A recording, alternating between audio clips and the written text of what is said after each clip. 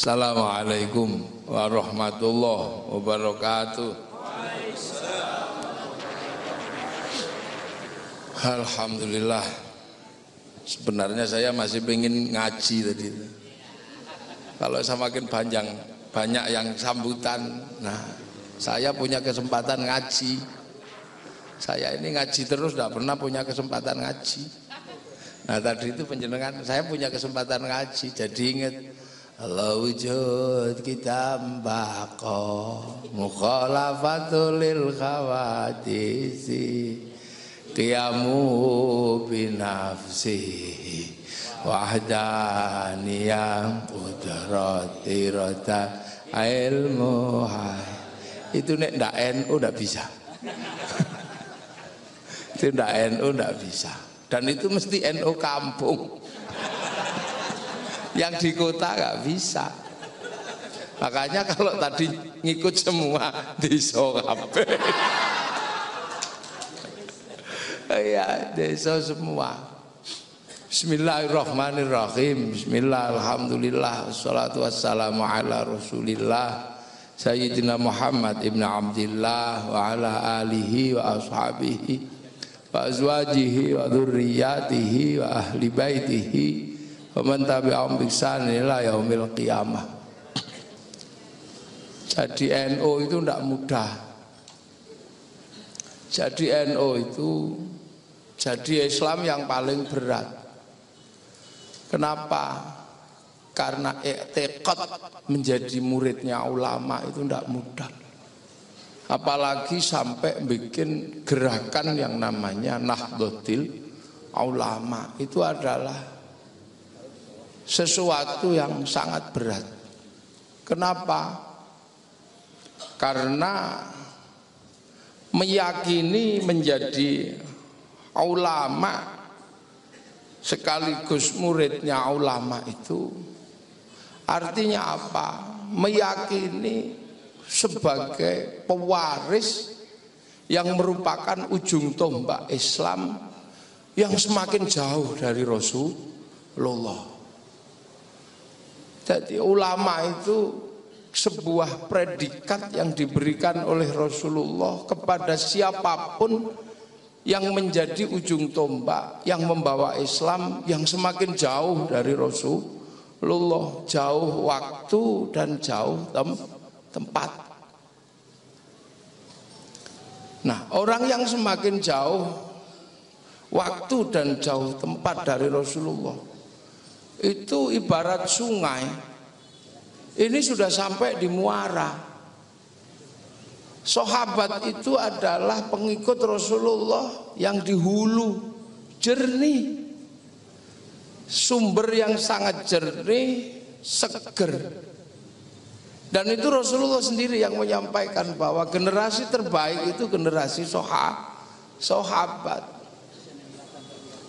Nah, generasi sahabat ini generasi terbaik. Ini yang ya Allah dikasih kursi.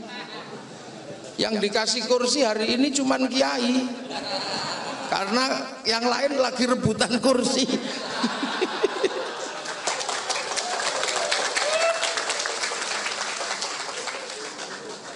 Ya, mohon maaf ini kiai. Waduh lah kok iso malah dikasih tempat duduk ini karena kiai nggak pernah rebutan kursi. Wih, ini kursi PBNU aja empuk ini. Apalagi kursi yang lain. Ini kayaknya kursi warisan. Jadi menjadi ulama apalagi sampai menyebut sebagai kebangkitan ulama itu membangkitkan kesadaran ujung tombak pembawa Islam yang semakin jauh dari Rasulullah. Jadi ada urut-urutannya. Yang ketemu Rasulullah ini yang paling bagus, yang bisa mencontoh Rasul. Ini yang paling bagus ibarat sungai ini yang di hulu. Makanya ini generasi terbaik. Selanjutnya sudah mulai meraba-raba. Karena apa? Nanya sahabat dulu Rasul seperti apa. Oh Rasul nyuruh begini. Oh Rasul ngelarang begini, maka ada amarona Rasulullah Sallallahu Alaihi Wasallam, ada nahana Rasulullah Sallallahu Alaihi Wasallam, ada kunna ma'a Rasulullah Sallallahu Alaihi Wasallam, ada ro'aitu Rasulullah Sallallahu Alaihi Wasallam, ada kola Rasulullah. Mulai. Nah kita ini generasi yang semakin jauh, yang muridnya ulama. Ibarat sungai itu sudah sampai muara, airnya sudah kotor luar biasa, sudah campur kayu, campur batang kucing, udah campur-campur. Makanya menjadi ulama itu berat, karena mesti apa? Mesti menyampaikan Islam yang begitu jernih kepada orang-orang yang sudah tidak jernih lagi. Nah itulah kita.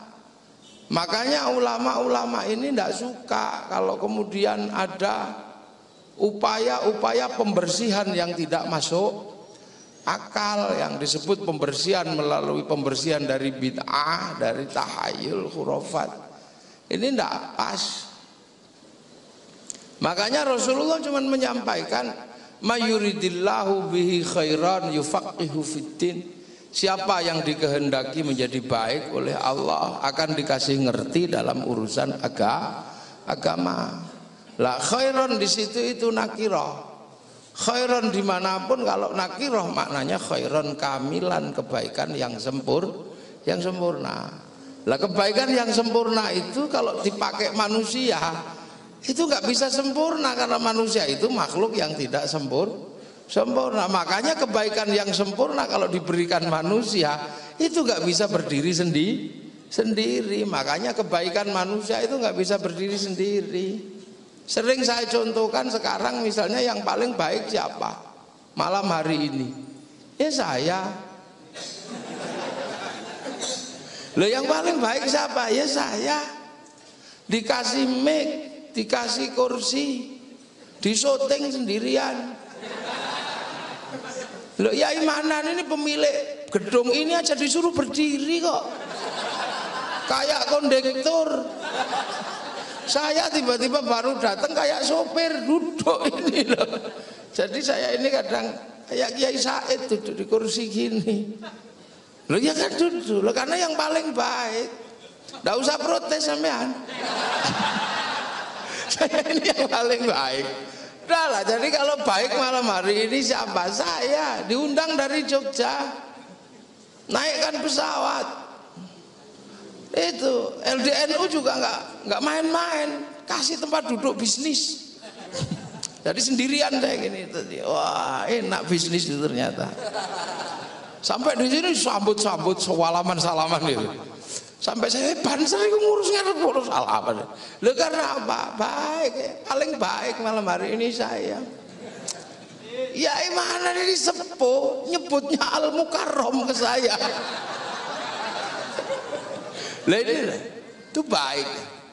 Tapi itu tidak boleh saya sampaikan di sini yang terbaik. Saya nggak bisa, karena kebaikan saya nggak bisa berdiri sendiri kalau tidak ada panitia yang bikin pengajian. Kalau nggak ada panitia yang bikin pengajian di sini, ya saya nggak duduk di sini. Nah kalau sudah gitu yang baik siapa? Ya panitia. Ya nggak bisa. Kalau saya nggak datang panitia kecewa. No. Nah kalau ini baru dua sudah nggak jelas yang baik siapa. Bisa kelahi saya sama panitia. Saya baik kata panitia. Kalau nggak ada saya yang bikin acara ya nggak ada panjenengan duduk situ. Ini baru dua, kebaikan udah nggak jelas siapa yang baik. Nah kalau yang ketiga yang saya libatkan sampean ngotot. Lah kalau saya nggak duduk di sini, apa itu namanya pengajian? Ya enggak. Ya kalau nggak ada yang duduk di sini, ini bukan pengajian, ini cek sound.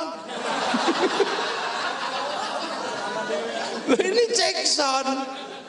Karena saya kiai mungkin agak keren dikit ya jadab lah. Kalau roto geblek ya gendeng gitu dah. Ya bisa gemblung. Ini lah. Baik itu nggak bisa berdiri sendiri. Makanya umat Rasulullah kekinian ini, ulama-ulama kita sering dibilang tidak revolusioner, tidak peduli dengan perkembangan zaman.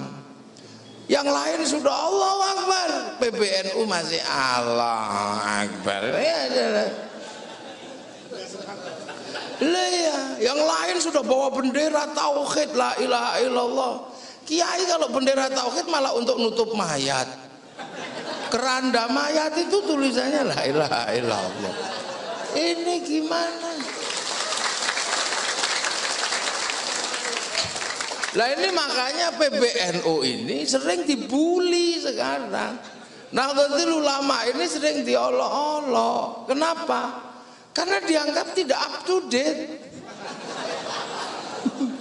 Lah ini kan resikonya ulama yang benar-benar mendudukkan umat ini, kebaikannya nggak bisa berdiri sendiri. Saya diolok-olok, kiai kafir kalau tidak mensetujui bendera la ilaha illallah sebagai bendera khilafah. Ya saya jawab, kamu jangan paksa saya untuk mensetujui benderamu yang bertuliskan la ilaha illallah. Saya benderamu yang bertuliskan la ilaha illallah untuk khilafahmu saya nggak setuju.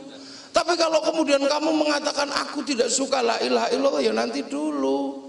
Bendera PKI itu Palu Arit. Saya nggak mau kalau Palu Arit jadikan bendera oleh PKI. Oh, tak sadok orang bikin bendera Palu Arit. Tapi kalau saya dan santri ke sawah tetap pakai arit. Kalau nukang tetap pakai palu. Jadi jangan kau katakan kami nggak suka bendera Palu Arit terus anti palu sama arit, enggak. Bendera la ilaha illallah juga kita nggak mau karena itu bendera Hizbut Tahrir. Sejak kapan itu bendera tauhid? Kalau bendera Hizbut Tahrir itu bendera tauhid, mestinya Kiai Hasyim Asy'ari yang pertama bikin bendera itu. Nggak ada loh, Kiai Hasyim Asy'ari pulang dari Makkah apal Kutubus Sittah, Sahih Bukhari, Sahih Muslim, Sunan Abu Dawud, Nasai, Tirmidzi, Ibnu Majah. Ini apal sari jalul hadisnya. Itu pendiri Nahdlatul Ulama. Tiba-tiba diserang sama orang yang punya hafalan hadis satu. Kullu bid'atin dhalalah. Itu aja hadisnya. Kayak kunci Inggris. Lo kan nggak masuk akal, saya bilang. Makanya kalau sekarang ini orang nggak masuk akal. Nanti tak tunjukin ketidakmasuk akalan orang sekarang. Kenapa? Karena nggak ikut Nahdlatul Ulama. Nahdlatul Ulama itu bukan semata-mata manhaj diniyah, tapi Nahdlatul Ulama itu manhaj sosiologi dan antropologi. Duh, sembrono. Nahdlatul Ulama itu manhaj sosiologi dan antropologi yang memenuhi 4 hermeneutika pengetahuan. Nah, itu gue pikir tidak bisa ngomong begitu. Kalau saya nggak bisa ngomong begitu, nggak mungkin disuruh ngaji di istana.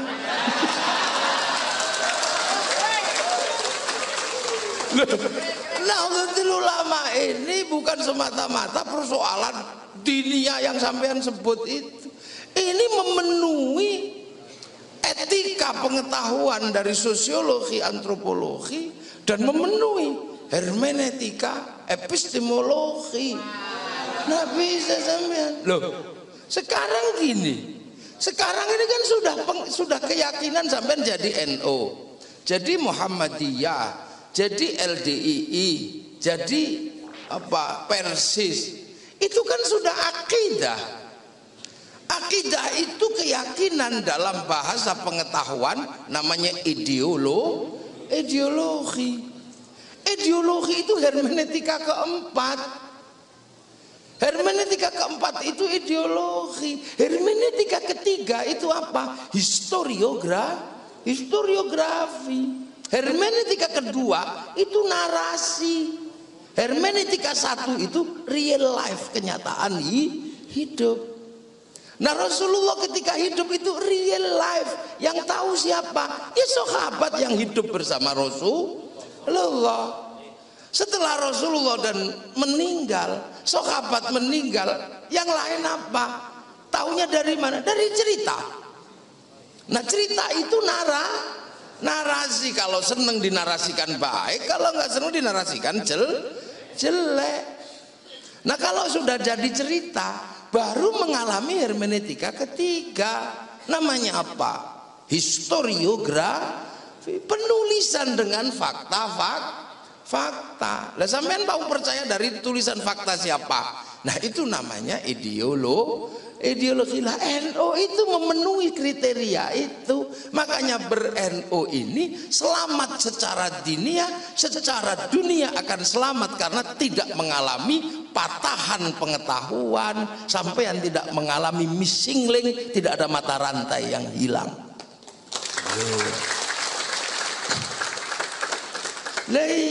Lah mata rantai yang hilang itu apa? Sanad. Nggak tak melu NU itu. Makanya wong NU ya selamat biasa aja, nggak pernah terus ikut. Enggak. Kenapa kok begitu? Ya karena sadar ini pangkat muridnya ulama, ketemu dengan generasi yang ada di Indonesia. Yang generasi sini ini sudah generasi akhir, udah nggak bisa, mau dijernihkan ya nggak bisa. Orang di sini sudah punya budaya, Islam datang ketika masyarakat sini sudah punya budaya, punya kehidupan sosial, bahkan agama. Lagi lo Kang, nek ngomong ngono ya, kilo Kang. Makanya kalau ikut ulama itu saya harus sadar, muridnya ulama itu yang begini ini kebaikannya nggak bisa berdiri sendiri. Sampean sehebat apapun hari ini, ayo NU punya yang namanya apa? Biro umroh, biro haji, ya apa itu namanya itu? Asbihu. Saya pernah ikut asbihu, berangkat asbihu. Enak saya kalau ikut asbihu, ditunjukkan makam-makam. Kalau ikut yang lain kan nggak ditunjukin makam. Loh, asbihu apa?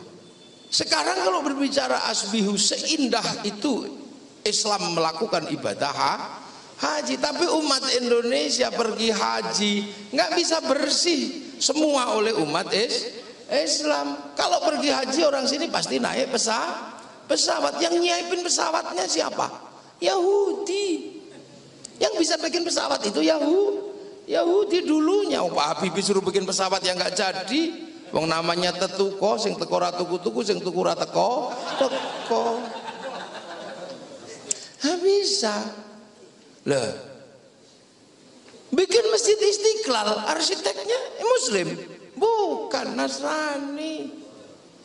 Nggak bisa kita ini. Sekarang ngaji itu begitu indah kan? Yang bikin syuting siapa? Bukan orang Islam, itu Jepang. Make-nya juga Jepang. Sampean yang pakai puji putih itu Cina yang bikin. Nggak bisa. Makanya ulama ini benar-benar dituntut untuk apa? Untuk benar-benar menjaga kehalalan umat. Karena Islam ini adalah menjaga kehalalan manusia minad dari dunia ila daril akhirah. Jadi halal tetap halal. Lah sekarang orang lupa maunya halal tapi haram. Lah ini ulama misalnya sekarang ribut masalah rokok. Orang tidak merokok itu baik, bagus. Saya juga bukan perokok. Seluruh perempuan pasti suka kalau laki-lakinya tidak merokok. Pasti suka. Tanya, suka laki-lakinya nggak ngerokok?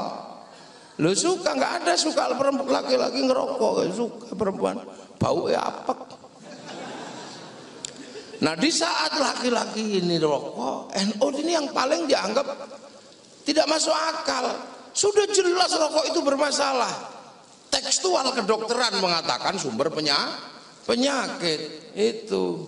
Tekstual keibuan apa sampean? Lagi anak teke kabeh gitu kan. Bahkan ditulis menyebabkan gangguan. Tapi kenapa Kiai tidak sepatnya mengambil hukum haram seperti yang lain? Nggak bisa. Kalau dihukumi haram, maka kehalalan rokok yang terkait umat menjadi keharaman. 174 triliun masuk APB dari cukai rokok. Kalau rokoknya diharamkan padahal hukum dasarnya rokok tidak haram, maka apa 174 triliun akan haram masuk ke dalam APBN. APBN-nya najis, haram. Untuk bangun jalan-jalannya haram. Makanya orang kalau mengharamkan rokok dosa lewat jalannya pemerintah. Loh, makanya ulama tetap menjaga kehalalan dan kewarasan terkait rokok. Cara menjaganya gimana? Ya cuma ditanya, sampean kenapa nggak ngerokok? Karena kalau ngerokok pusing Kiai, makruh. Lah kenapa kamu ngerokok? Lah kalau nggak ngerokok malah pusing Kiai, wajib gitu. Loh ini ulama jaga. Karena apa? Membersihkan umat hari ini dari unsur itu. Nggak mungkin, dari hukum dasarnya nggak ada. Pancasila haram, bangga.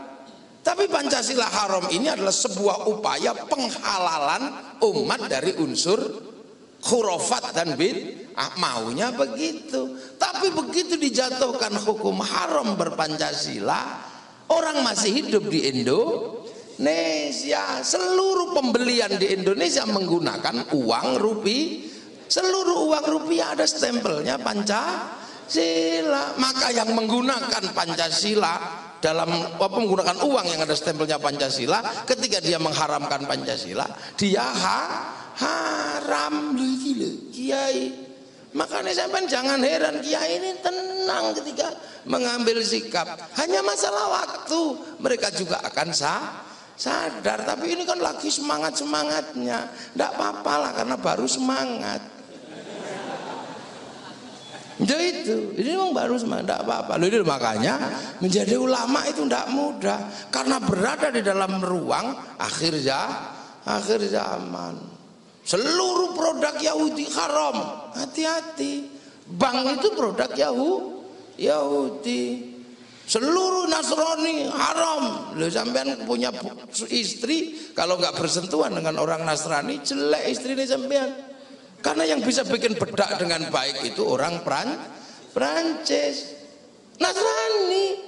Kalau bedak Banten siapa yang mau sekarang? Beras ditumbuk ya belonteng semua. Ini kewarasan ulama itu diuji di hari ini. Sama dengan kewarasan ulama ketika diuji, Bung Karno ini adalah pelanggar konstitusi karena memutuskan DPR. Padahal dalam konstitusinya DPR. Mbak Bisri sama Mbak Wahab terjadi khilafiyah. Mbak Bisri sudah tidak apa-apa, pulang.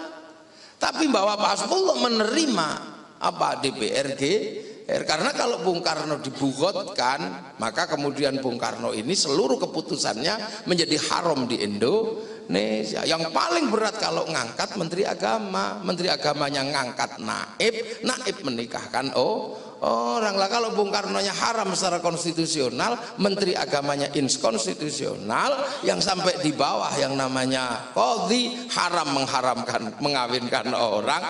Bayi yang lahir dari orang yang dinikahkan haram secara konstitusional, ya tidak mendapatkan pengakuan konstitusional keharaman dalam agama. Kehalalannya nggak ada. Loh, bayi haram. Tapi setelah itu beres sudah, bawa pulang, bawa masakan yang enak-enak, dimasak sana. Mbak Bisri dipanggil, dek ipar, ya Kang, ini aku masak yang enak.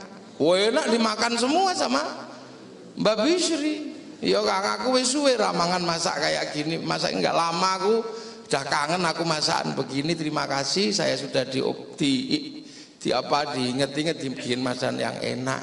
Tapi kalau urusan DPR GR saya tetap gitu kan. Nah itu di NU itu biasa kayak begitu. Menjaga kewarasan ulama ini yang paling berat di zaman akhir. Makanya ulama ini tidak gerasa gerusu, dikit-dikit haram, dikit-dikit haram. Konsekuensi hukum lanjutannya yang dijaga. Dan nanti kita uji siapa yang paling benar nanti.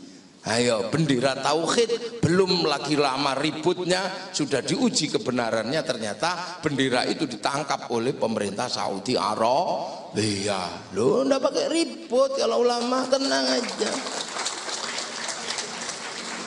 Nah inilah.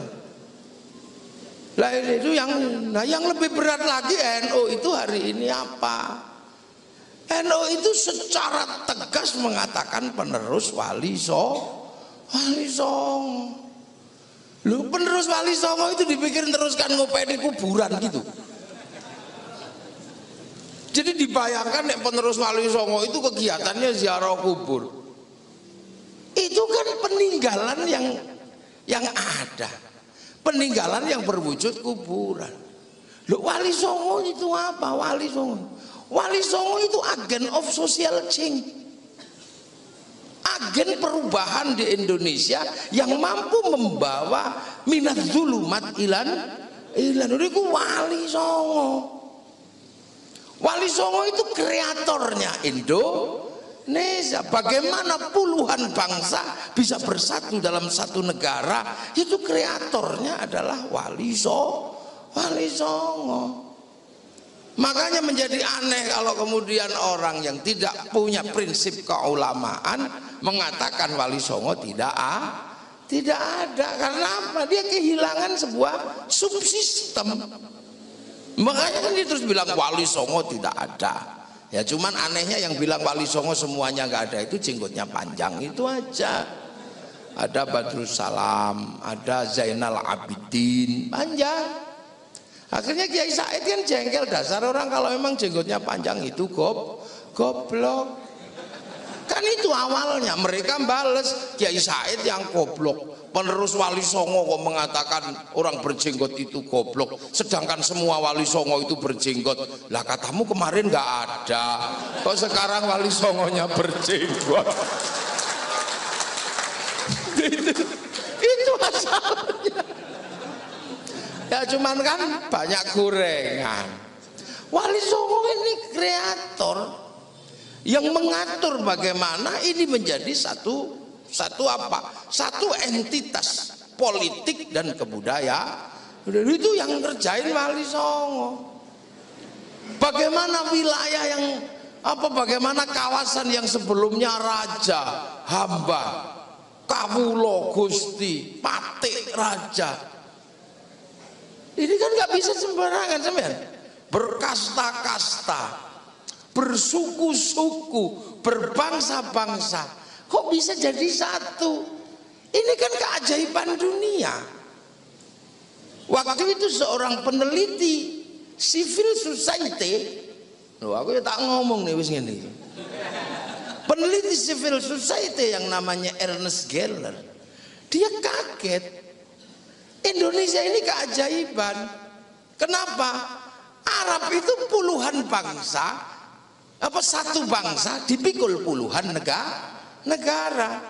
Eropa itu satu bangsa dipikul puluhan negara. Lu kok di sini ada puluhan bangsa bisa dipikul oleh satu negara, Kesatuan Republik Indonesia. Padahal kesukuannya paling banyak, bangsanya paling banyak, wajah berbedanya paling banyak, bahasanya paling banyak. Lu coba di Surabaya aku, sampai di Solo isi aku, sampai ke Bumen enyong, sampai enyong, sampai di sini abdi, terus sampai di sini gue. Nah ini kan ya apa piye Solo priwe priben ke barat dikit kunaon kumaha ya apa gitu kan. Loh, bahasanya beda, makanannya beda. Nah ini lah kita kadang kalau karena ini dianggap kita ini sudah mobil tinggal make, lupa belajar gravitasi, lupa belajar aerodinamis. Bagaimana Indonesia yang penuh sisi banyak ini ceringit-ceringit kok bisa menjadi aerodinamis? Ini yang kerja siapa? Ya Wali Songo itu yang kerja, menawarkan konsep baru yang namanya persamaan. Ini nanti jangan dikira-kira PKI ini enggak ini. Sama rata, sama rasa. Itu bahasanya apa? Musyarakah, persekutuan. Sama saja, kamu sama, kita sama. saling pengertian. Itu musyarakah yang sekarang jadi bahasa masyarakat. Raja hamba hilang karena apa? Diganti bahasa kesamaan yang namanya kullukum ra'in wa kullukum mas'ulun an ra'iyati. Jadilah ra'iyah atau rakyat. Tapi orang sini belum kerasa, karena yang kawulo masih boleh bilang kulo, yang hamba masih boleh bilang ambu, yang sahaya masih boleh bilang saya. Enggak kerasa. Terus kemudian proses sosialnya dirubah dalam sebuah konsep kebersamaan, wasyawirhum fil amri, yang namanya musyawarah. Kalau musyawarah jangan menang-menangan, itu konsepnya adalah tafassahu fil majalis fafsahu yafsakhillah, maka namanya majelis. Nah, namanya majelis. Kemudian mau ngangkat pemimpin dikasih kursiun, wasi'a kursiyus samawat. Nah, ketika konsep besar ini jalan menghasilkan yang namanya teritori atau kawasan. Lah, kawasan yang dibangun dengan konsep para wali sebagai kreatornya ini dari Sabang sampai Merauke, di entitas ini dengan sebutan wilayah. Wali itu apa? Ya, wali meninggalkan wilayah. Ini sampean mengatakan penerus para wali, pertahankan Islam, pertahankan wilayah. Lah ini loh namanya NKRI, harga mati. Karena kita ini penerus wali meninggalkan wilayah. Loh, makanya karena ini kerjaan para wali, maka jangan lupakan sekolahnya para wali. Sekolahnya para wali itu apa? Wali itu kan nggak takut apa-apa. La khaufun alaihim walahum yahzanun. Nggak takut. Kenapa? Karena wali itu kalau sekolah nggak main-main. Innal ladzina qalu rabbunallah tsumma istaqamu fala khaufun alaihim walahum. Kalau sekolah itu qalu rabbunallah tsumma istaqamu. Nah, ini yang berat, ini sekolahnya wali. Makanya kalau di Indonesia ada cerita ya Hayyu ya Qayyum, duduk 3 tahun sampai keliru yokayu kuyoka ngomong Allahu Akbar dibaca selama 3 tahun sampai keliru lowo bubar bubar. Loh, ini kadang kalau orang nggak ngerti itu terus sholatnya bagaimana? Loh, ente ini nggak ngerti urusan. Kalau ente sholatnya bagaimana, berarti ente memang muridnya ulama. Tapi kalau muridnya wali, itu ngomong apa belajarnya dikit, sekolahnya yang lama. Mbah Syekh Abdul Qadir Al-Jilani sekolahnya namanya fa inna ma'al usri yusra, inna ma'al usri yusra. Tapi duduknya sumastaqomunya 25 tahun. Loh, ini kalau dalam bahasa modern namanya download. Ini dalam bahasa milenial ini namanya download. Jadi Syekh Abdul Qadir download programnya Allah. Fa inna ma'al usri yusra, inna ma'al usri yusra. Itu 25 tahun download. Sunan Kalijaga download 3 tahun. Ya Hayyu ya Qayyum la haula 3 tahun. Loh, makanya beliau-beliau ini punya apa? Program yang sewaktu-waktu bisa diakses, maka wifi-nya hidup. Kita ini nggak pernah download. Diajak download ya Allah, ya Allah, ya Allah, ya Allah, ya Allah, ya Allah. Listriknya mati. Lah, karena kita ini tidak pernah download, makanya kita ini bisanya cuma ngakses. Diajarkan oleh para ulama dengan cara apa? Kalau sekarang kan .co.id. Lah, dulu diajarkan kalau mau ngakses ila ruhi ila hadrati, kan cara ngakses tuh. Ila ruhi ila hadrati. Kenapa? Ini punya program. Lah, kita sendiri nggak punya wifi. Makanya kita pinjam wifi. Ya siapa yang pinjam wifi-nya? Mas Ari. ila hadrati Basyim Asy'ari. Kalau ndak ya, kalau kiai datang barokah barokah barokah, cari wifi gratisan.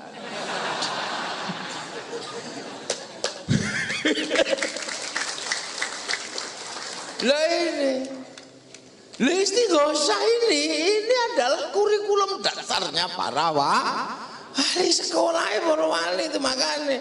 Nah cuman karena ini kan istighosah modern, jadi orang jam rampung.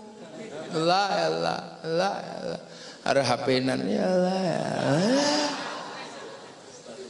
Ini benar. Itu dulu ila ruhi ila hadrati .co.id buka link itu kalau bahasa dulu. Sekarang oleh orang milenial kayak sampean, kan orang milenial ini kan sudah nggak punya program apa-apa, bisanya cuma ngakses, download sendiri, tidur, beli kuota nggak mampu, ya cari wifi yang lewat barokah. Ya, lu. Itu di NU berlaku. Loh, makanya sampean jangan sembrono dengan Nahdlatul Ulama. Kurikulumnya itu sampai kapanpun kontekstual. Nggak pernah mengkotek sedikit pun. Makanya yang lain itu hujahnya pasti mencela-mencela. NU stabil dari dulu ya begitu. Lah orang kalau sudah download innalladzina qalu rabbuna Allah tsumma istaqamu tatanazzalu alaihimul malaikah alla takhafu wa la tahzanu. Malaikatnya turun, punya khatam. Lha iku lho bolo malah makanya para wali itu konsultannya langsung malaikatnya Allah. Makanya di NU itu para wali dari dulu itu cespleng. Ditanya, Yai itu kira-kira hujannya kapan? Ya walinya nanya ke malaikat hujan, Kang hujannya kapan? Kan gitu. Oh 3 hari lagi Kang. Itu udah konsultannya langsung kok. Tatanazzalu alaihimul mala. Iki sampean nggak bisa bayangkan Basyim Asy'ari tiap malam itu download untuk bikin Nahdlatul Ulama. Ini sholat hajat 2 rakaat pertama yang dibaca surat At-Taubah 41 kali, rakaat kedua surat Kahfi 41 kali. Iki mulakno NU itu barang hidup. Bukannya NU itu mati, NU itu hidup. Makanya kita yang mati gak pernah download ini numpang NU, baru sampean hidup. Jangan merasa menghidupkan NU, kita ini dihidupi oleh NU. Jangan dibalik-balik. Kotak berjalan itu isinya penuh, kenapa? Karena NU. Coba kalau Kiai Sudrajat tok, ya nggak penuh.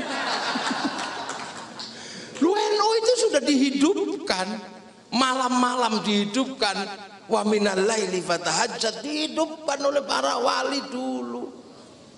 Lu coba NU ini, makanya sampean jangan NU ini dihidupkan sana. Basyim Asy'ari waktu mau bikin Nahdlatul Ulama ditekan oleh yang lain, cepet Kiai bikin NU. Wahabi sudah merajalela, enggak, saya nggak mau bikin NU. Kalau NU ini didirikan untuk menahan Wahabi, saya khawatir nanti orang NU ini akan tumbuh dalam hatinya ghillal lilladzina amanu. Sekarang yang paling berat itu jaga itu, ghillal lilladzina, kebencian sesama kaum muslimin. Maka kemudian Basyim pergi ke Mekah istikharah. Hasil istikharahnya apa? Beratnya luar biasa. Yuriduna ayutfi'u nurallahu biafwahihim wa ya'ballah illa yutimma nurahu walau karihal kafirun. Akan ada masanya orang-orang madamkan cahayanya Allah, tapi dibiarkan sama Allah. Kenapa? Karena Allah akan menyempurnakan cahayanya. Lah NU itu ditaruh di dalam akan disempurnakan cahayanya oleh Allah. Makanya sampean jangan sekali-sekali ngelawan, tenang aja. NU diantem gitu, jadi ake. Loh iya, semakin diantem semakin ditekan. Kalau kemudian yang berada dalam pokok-pokok Nahdlatul Ulama downloadnya juga nggak berhenti, listriknya ndak mati, sistem online jam 3-nya tetap hidup, NU nggak akan ada masalah. Lah tapi kalau pokok-pokok NU-nya jam 3-nya tidur, lah ya susah kita ini. Yang menyambung ini lah, biar jangan sampai ini wifi ini mati. Lah kalau bibarokati Gus Muafik ibaratnya kan, terus Al-Fatihah tuh gitu. Saya di online, padahal saya offline. Ya mate itu nggak nyambung ke sana. Makanya mekanisme jam 3 pagi itu sangat penting bagi kalangan Nahdlatul Ulama ini yang hidupkan, dan itu kerjaannya Suriah. Loh, saya ini jelek-jelek Suriah itu.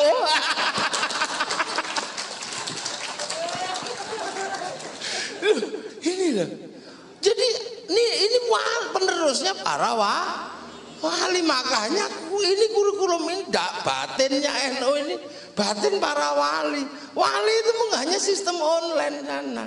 Makanya ketika yuriduna yudfi'u nurallah bi afwahihim wa ya'ba Allah, diantem terus. Ini perasaan NU ini tambah mengkilat.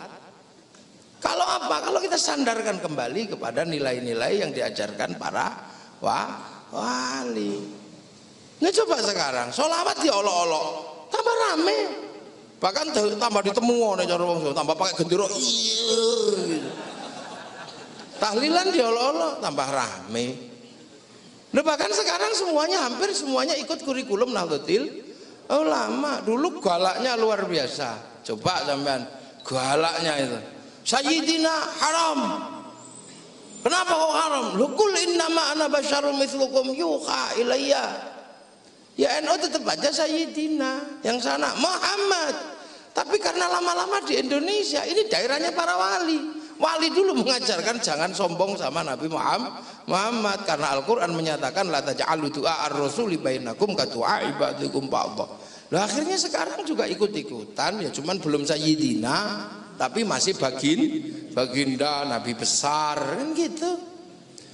Ila ruhi emoh, tapi sekarang semoga arwahnya mau. Tumpeng emoh, sekarang nasi kotak mau.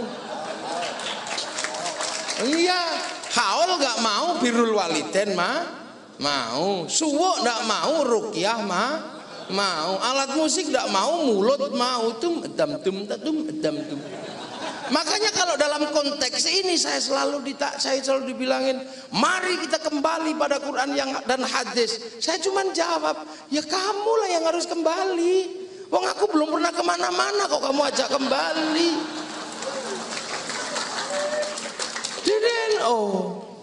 Loh makanya ini titik-titik paling kritis Nahdlatul Ulama, di mana kita akan situ. Lah itulah para wali itu di situ. Makanya kalau ada yang nanya, itu wali dari mana? Loh, wali itu memang sekolahnya nggak lama, karena hanya menyesuaikan frekuensi. Mbah Hasyim Asy'ari waktu belajar di Bakholil Bangkalan, saya dikasih buku sama Bunyai Lili Wahid itu. Wih, itu luar biasa. Itu nggak kelihatan seperti santri. Mbah Hasyim di Bangkalan itu lebih mirip kayak babu sama Mbah Khalil. Kalau mau ngaji, Syim, ambilin air. Nyaimu belum mandi, nimba Mbah Hasyim itu.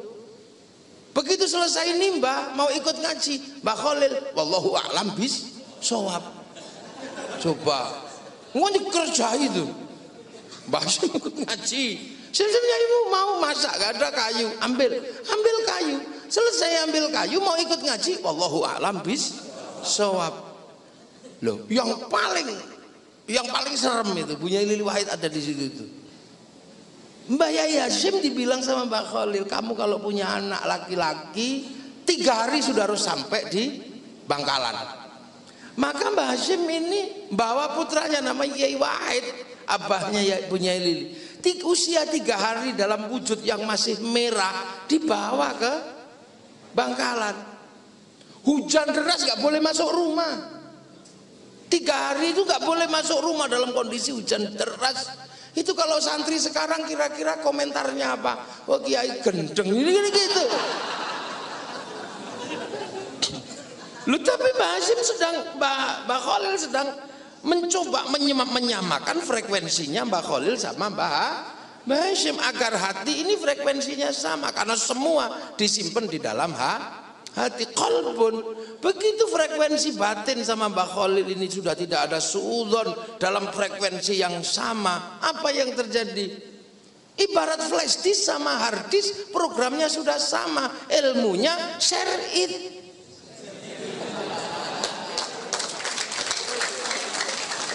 Ilmunya share it.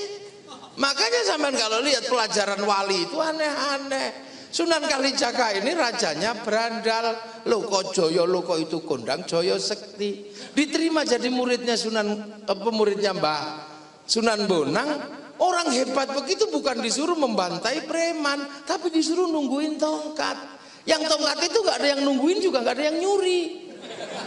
Coba, rajanya berandal diterima jadi murid, tapi syaratnya nungguin tongkat. Sama kayak Banser. Banser misalnya kan, Kang ikut Kiai apa? Di sana ada preman, saya nggak berani kalau nggak pakai Banser.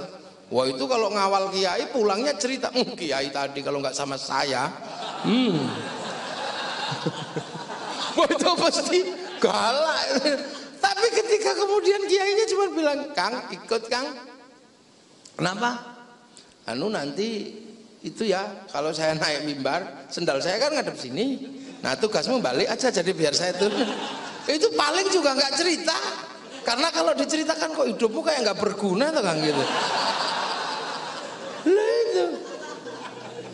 Tapi Banser ini ada kiai dimanapun ikut datang. Maka sampean jangan salah, karena Banser ini orang yang sama sekali nggak pernah punya suudzon sama kiainya. Jangan-jangan ini nantilah yang membuat frekuensi Banser sama kiai ini imbang. Imbang. Nah karena Banser ini sudah telat, biasanya langsung nanti diberikan kepada anaknya Banser. Maka jangan salah, banyak sekali anak-anak Banser itu, anak-anak pengawal para kiai itu gedenya jadi kiai, karena frekuensinya Banser sama kiai itu biasanya sama. Gitu. Yang anak-anak kiai malah kadang karena frekuensinya selalu jundel, maka kemudian flash disknya nggak turun. Jadi lah, ini prinsip-prinsip dulu. Loh ini wali. Lah, ketika wali bikin wilayah inilah yang namanya bikin mekanisme sosial. Islam ketika mengajarkan ini berbeda-beda tetapi harus bersatu, saling pengertian. Gimana caranya?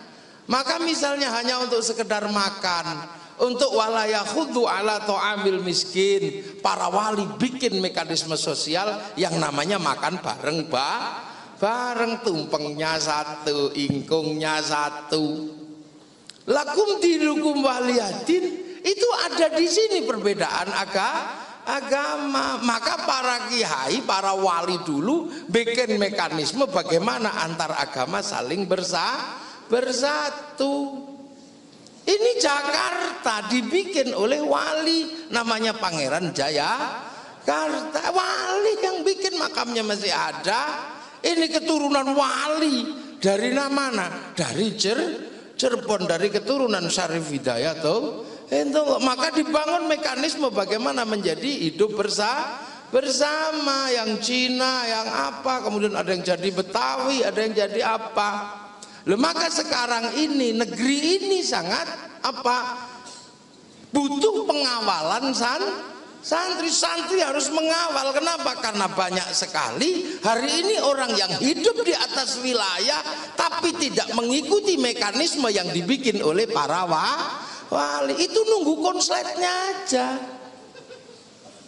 Jadi di sini ini dibangun mekanisme para wali, social change-nya ada. Makanya kalau hidup di sini jangan sekali-sekali mengingkari mekanisme yang dibangun oleh para wali. Lah sekarang yang masih memegang prinsip itu siapa? Nahdlatul Ulama. Ya maka jangan salahkan kalau situasi ini tetap ada, masa depan Indonesia akan ada bersama Nahdlatul Ulama.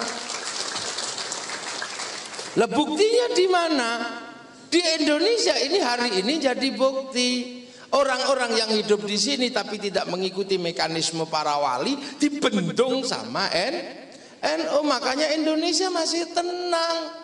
Tapi ketika nggak ada yang bendung, di Suriah ini nggak ada yang bendung, di Libya nggak ada yang bendung, melupakan pangkat muridnya ulama, langsung lompat menjadi muridnya Nabi. Di sini dibendung para ulama. Di Suriah nggak ada yang bendung, Libya nggak ada yang bendung, Afghanistan nggak ada yang bendung. Apa? Jebol. Jadi yang namanya kembali kepada Quran dan Sunnah, mengikuti langsung Sunnah Rasulullah, begitu dibiarkan lolos di Timur Tengah, hasilnya jebol. Islamnya hilang, bangsanya hilang. Lah di sini karena ada para ulama, bangsanya ada, Islamnya ada. Lah ini loh konsep besarnya Rasulullah, laqad khalaqnal insana fi ahsani taqwim. Sampean ini ahsani taqwim, tapi ahsani taqwim zaman Rasulullah sudah berbeda. Beda, ada yang sudah pesek, ada yang masih mancung. Tugasnya apa? Agar tidak rodatnau asfala safilin, ajarkan amanu wa amilus sholihat, tapi ajarkan amanu wa amilus sholihat bagi aksani takwim yang beda-beda. Jangan lupakan sumpah Allah, wattini wazaitun wa turi sinina wa hadzal baladil amin. Watin demi buah tin simbol Nabi Nuh, wazaitun simbol Nabi Isa, Nabi Ibrahim, wa turi sinina simbol Nabi simbol Nabi Muhammad apa? Wa hadzal baladil amin, dan demi keamanan dan ketentraman sebuah bangsa dan negara. Nah itu maka para ulama selalu membentuk keamanan bangsa dan negara. Kalau demokrasi membuat aman bangsa dan negara, pakai itu. Kalau kemudian presidensial membuat keamanan bangsa dan negara, pakai itu. Kalau kerajaan mampu membuat keamanan bangsa dan negara, pakailah itu. Begitu itu dikhianati dengan pemikiran-pemikiran yang orang sekarang disebut pemikiran jet lag, pemikiran missing link, ada mantarata yang hilang. Itu menghasilkan apa? Menghasilkan jebolnya keamanan sebuah bangsa dan negara. Maka jangan mengaku umat Rasulullah kalau kamu nggak mampu membentuk keamanan sebuah bangsa dan negara. Lah ini loh, makanya kita di mana-mana ngelihat Hizbut Tahrir di sini jadi masalah. Dia mengatakan kami membawa Islam, iya kamu juga ngajarkan aman wa amilus sholihat, tapi karena konsep baladil aminmu Filistin, maka ribut di Indonesia. Kan gitu, Bashir yang ngajarkan aman wa amilus sholihat, wong dia pondok pesantren ngeruki, tapi karena konsep baladil aminnya Afghanistan, ya ribut di Indonesia. Lah sekarang ini yang tersisa entitas penerus para wali, inilah Nahdlatul Ulama. Maka Nahdlatul Ulama membalansing, dulu dibawa ke kanan oleh Masyumi gagal, dibawa ke kiri oleh PKI gagal. Maka membalansingnya adalah Nahdlatul Ulama. Tapi jangan lupakan, karena kita penerus para wali, bahwa kurikulum dasar para wali adalah taqarrub ilallah. Lha iku mula ana istighosah iki lho, balunge NU itu balungnya itu di situ. Sistem repeater tersambung dengan apa? Nek kono nek ngono. Nek anune nek gone menungso itu apa namanya? Server. Nah ini yang terhubung dengan server Gusti Allah neng Lauhil Mahfuz itu ya. Ini Allah raya ila rohi ila hadrati iki .co.id amma ba'du. Nah mukaddimah ngaji selesai. Loh, belum mulai saya ngajinya. Lah ini kan pengantar aja saya. Lu urung ngaji saya. Jadi tenang aja, jam berapa sih?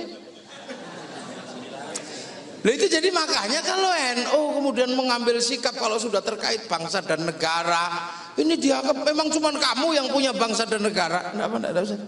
Ya enggak, ini disiapkan oleh para wali dengan sebutan wilayah untuk siapapun warga negara Indonesia. Lah, tapi kalau kemudian ada yang konslet keluar dari konsepnya para wali, ya jebol. Wong di sini ini bangsa agamanya berbeda dari dulu. Makanya kita ini punya Indonesia ini enak. Satu contoh malam Natal, ya, Natal ini. Natal ini kan yang paling ribut biasanya kan karena Banser jaga gereja. Sekarang nggak ribut, kenapa? Karena Pak Prabowo juga menyuruh jaga gereja. Akhirnya coba kalau Pak Prabowo nggak menyuruh kadernya jaga gereja, pasti kiai jaga gereja dibully. Berhubung sekarang sananya jaga gereja ya, loh yo toh, emang gitu aja. Loh kenapa kita ini dari bangsa yang dari dulu saling jaga. Perang agama terbesar di dunia itu ada di Indonesia tahun 820 antara dua wangsa, yang satu wangsa Sailendra, yang satu wangsa Sanjaya. Wangsa Sanjaya dipimpin oleh Panukuh, wangsa Sailendra dipimpin oleh Semaratungga atau Garung. Ini habis-habisan perang dan nggak bisa berhenti perang ini sampai akhirnya Panukuh calon raja Sanjaya nggak mau jadi raja, minggat ke India belajar ilmu arsitektur, pulang bergelar apa? Resi Gunadharma. Lah si Semaratungga semakin keras tapi akhirnya menang, Hindu habis, diwajar sama Semaratungga yang Buddha. Sampai akhirnya pengen bangun candi. Begitu mau bangun candi nggak punya arsitek, yang bodoh semua. Cari arsitek, ketemu orang Hindu namanya Panuko, diminta untuk bangun candi Buddha. Jadilah sebuah candi Hindu, apa nuansanya Hindu padahal candi Buddha, namanya Sambara Budura yang dikenal dengan nama Borobudur. Lah kok dilala anaknya Semaratungga yang Buddha totok jatuh cinta sama orang Hindu, namanya Pramodawardhani jatuh cinta sama Panuko. Bayangkan geng Buddha ngamuk anaknya cinta sama orang Hindu, tapi sebagai bapak ya sudah, anak nikahkan merem gini, sudahlah. Terjadilah pernikahan orang Buddha sama orang Hindu. Akhirnya Semaratungga punya menantu Hindu, tapi karena anaknya sematawayang maka kemudian dijadikan menantu dan menjadi pewaris takhta antara pikatan antara antara Pramodawardhani sama Panuko. Disitulah kemudian dia bergelar Rakai Pikatan. Semenjak itu rukun, yang Hindu dibikinkan Prambanan. Karena sudah rukun maka Bala Putra Dewa pulang ke Palembang, nggak ribut agama besar. Yang Isyana ke timur Sindok nggak ribut agama, Singasari jadi besar. Sampai mampu menaklukkan Mongolia, satu-satunya bangsa di dunia yang sanggup menaklukkan Genghis Khan adalah kekuasaan dari Indonesia. Arab runtuh, Eropa runtuh, Cina bahkan runtuh, sampai di sini takluk sama kekuasaan di Indonesia. Makanya jangan pernah merasa sebagai bangsa kecil, sampean bangsa besar, tinggal menggali dan menjaganya. Lah Majapahit punya kekuasaan besar, dirukunkan lagi biar nggak pecah. Maka kemudian tertuanglah sebuah tulisan Bhinneka Tunggal Ika yang ditulis oleh Empu Tantu. Semenjak itu rukun dan saling menjaga. Makanya orang kalau nggak ngerti sejarah bangsa ini akan kaget kalau lihat Banser jaga gereja, padahal saling menjaga antar agama. Kalau Banser jaga gereja itu sesungguhnya adalah warisan asli bangsa Indonesia. Nah sekarang banyak yang ngikut, nah sudah berhenti, nggak ada perdebatan lagi, tinggal ucapan selamat Natal. Nah, nanti kalau Pak Prabowo juga ucapkan selamat Natal juga nggak ribut lagi. Pak Jokowi selamat Natal, Pak Prabowo selamat Natal, Pak SBY selamat Natal, Gus Dur selamat Natal, Kiai Said selamat Natal, Pak Syafi'i Ma'arif selamat. Udah selesai. Nah yang baru-baru yang ribut itu siapa sebenarnya? Ya kan ini kan supporter. Karena nggak ngerti sebenarnya. Kenapa? Ini produk milenial. Produk milenial itu pasti menghasilkan hal seperti itu. Karena dia tidak butuh orang kalau ngaji. Jadi Islamnya dapat, akhlaknya hilang. Lah kalau kita ngaji depan kiai ngangkat kaki aja takut. Nah yang sebagian besar sekarang ngaji sambil download gini. Jadi Islamnya dapat, akhlaknya hilang. Ini loh. Makanya dengan ini terus ini Islam dimurnikan. Akhirnya apa-apa bid'ah. Sehingga ibarat masak tidak ada lagi dagingnya, tinggal tulangnya. Wong pemurnian itu ya terakhir ya tulang. Nah orang kalau masak tulang ya akhirnya kan nggak ada rasanya. Karena nggak ada rasanya ya micinnya yang harus banyak. Lahirlah generasi micin.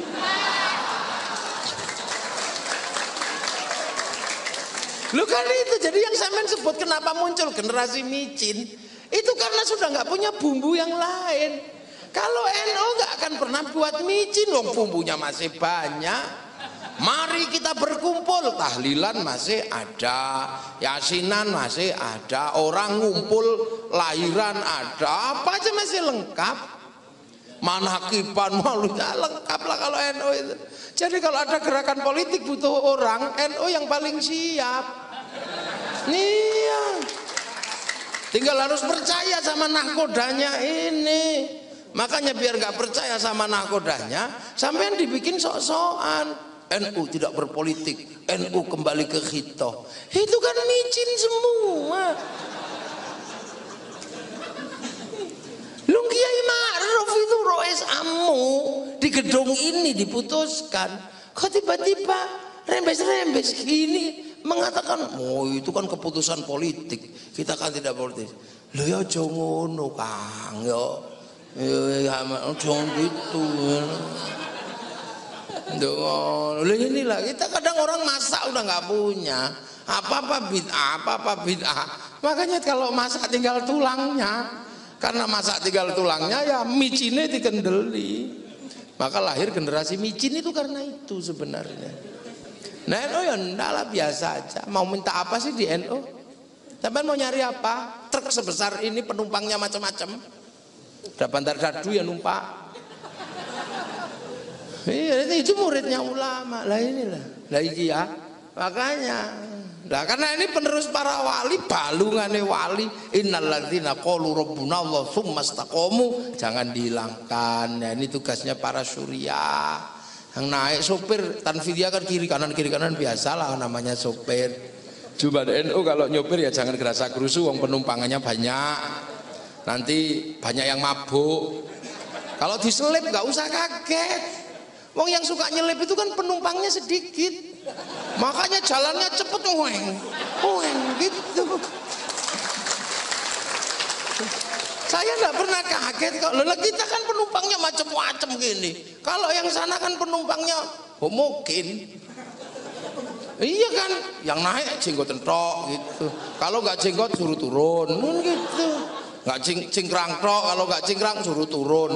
Kalau penumpang kita ini kan penjelengan dengan nyopir gede seperti ini, maka kalau disalib nggak usah kaget, tunggu aja. Yang larinya cepat itu biasanya nabrakan. Ya. Ngerti kan? Nabrak sapi. Nggak usah kaget. Saya sih enggak usah itu bener-bener sama kalau tenang bener-bener kembali ke khitoh ulama. Apa khitoh ulama itu ngomong apa sih? Wong desa iki ngaji ning Jakarta iki mumet ndak sih? Cuman mikir bahasa Indonesianya ngomong itu apa? Mengasuh, ngemong tuh tanggungannya ulama basis paling bawah dari kaum muslimin. Ya ini ya banyak macam-macam, ada yang cuman maghrib tok ya ada di sini. Nah itulah makanya ulama.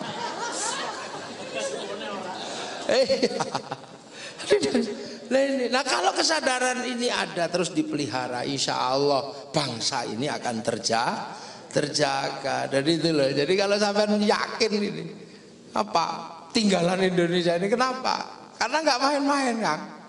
Yang namanya musyawarah, musyarakah, ra'iyah, ini bukan bahasa tongkrongan, ini menjadi bahasa resmi negara. Wilayah itu bahasa resmi negara yang tertuang di dalam Undang-Undang Dasar Negara Republik Indonesia 1945. Lah kalau sampean mengaku penerusnya para wali, pertahankan wilayah. Itu loh makanya kemudian kalau nggak ngerti yang harga mati itu Islam, iki wong Islam anyaran. Nah orang tahu persis persis NKRI harga mati. Ini adalah wilayah adalah teritorinya para wali meninggalkan wilayah, dan Nahdlatul Ulama adalah penerus Wali Songo, maka kemudian mempertahankan wilayah. Makanya kalau yang tidak berbicara tentang wilayah ini pasti bukan penerus para wali, mungkotek dari Indonesia. Kita aja kok repot ya. Lah iki sing kudu dijaga betul. Makanya Mbah Hashim setiap malam, para wali tiap malam tidak pernah putus membangun hubungan koneksi antara server Gusti Allah karo dunya. Nah, kita kadang itu lupa, makanya ya semoga aja teman-teman yang dalam wilayah Indonesia yang kena bencana ini adalah tidak usah mengutuk Allah ya. Ini memang alam itu begitu.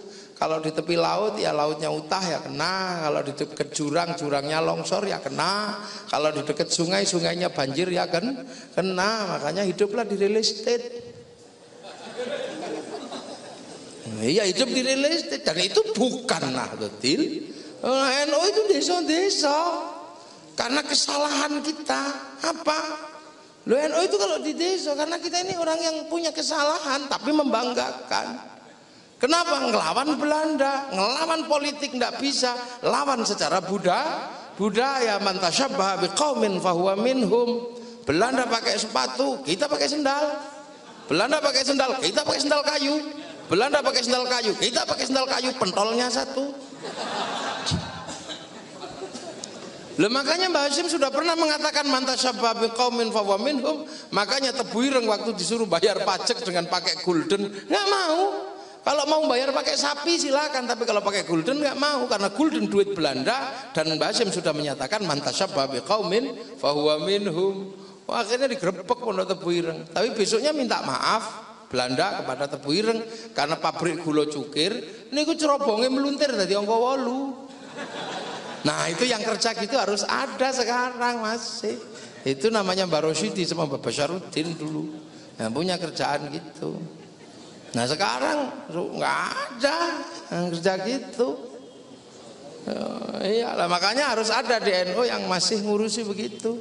Saya dulu masih suka begitu, tapi sekarang agak lupa. Nah, ini ada, nah ini lah makanya ya alhamdulillah istighosah ini memang butuh. Kenapa? Ini nafasnya Nahdlatul Ulama. Semoga semuanya bermanfaat dan kita dijauhkan dari sesuatu yang tidak kita inginkan, dan semua mendapatkan ridha dari Allah, besok mendapatkan syafaat Rasulullah Muhammad sallallahu alaihi wasallam. Al-Fatihah.